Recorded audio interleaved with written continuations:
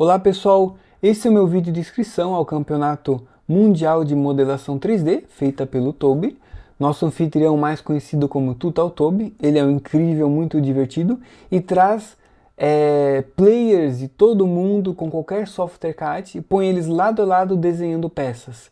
Quem ser o mais rápido e desenhar de forma correta vai vencendo as batalhas e prosseguindo na chave. E nessa edição da competição, ela é a Variety Edition, onde somente vão entrar os top 2 players de cada software, num total de 8.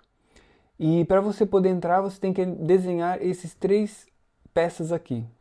Ó, essa é a primeira, ela é feita em milímetros, material ABS, né? Basta desenhá-lo e encontrar a sua massa total como resposta.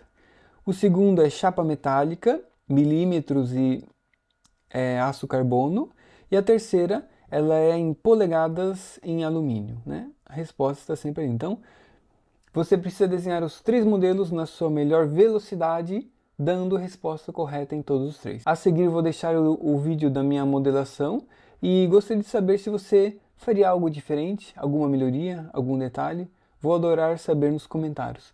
Deixe seu like e agora eu te deixo o vídeo na sequência. 3, 2, 1, GO!